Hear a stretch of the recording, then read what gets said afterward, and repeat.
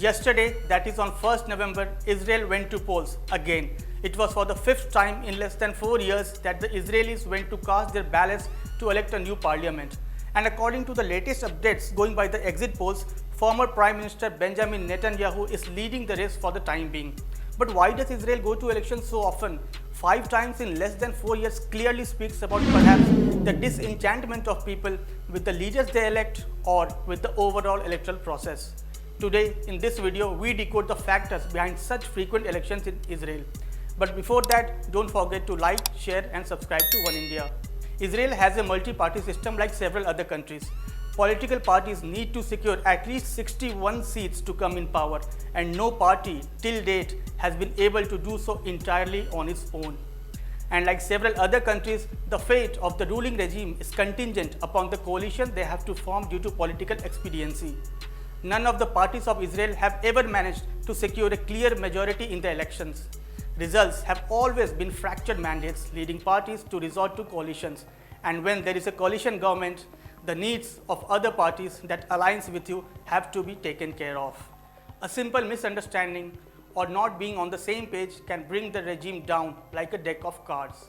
Same happened earlier this year when lawmaker Edith Selman resigned from Prime Minister Naftali Bennett's Yamina party, essentially leaving the party without a majority.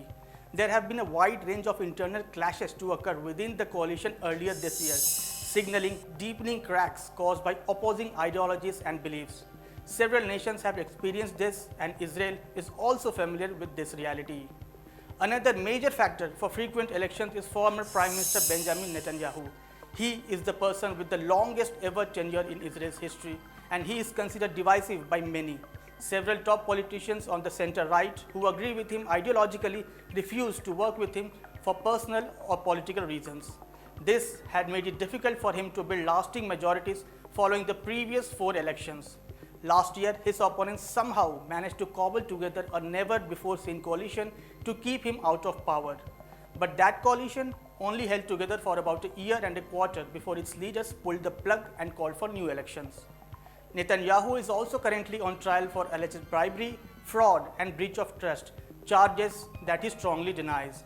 The parties across the political spectrum just have one aim: to stop Netanyahu from returning to power again. And Netanyahu this time just has one aim: to return to power and consolidate his right-wing Likud party.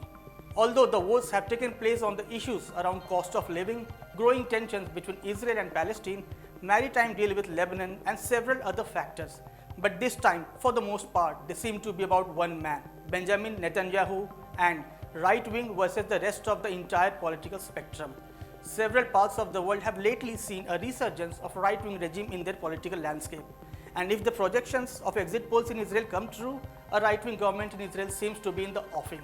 Only the final results will tell whether there will be one more right-wing government in the world or whether the left and others will manage to secure themselves in one more country. We hope you like this new video. Thank you so much for watching.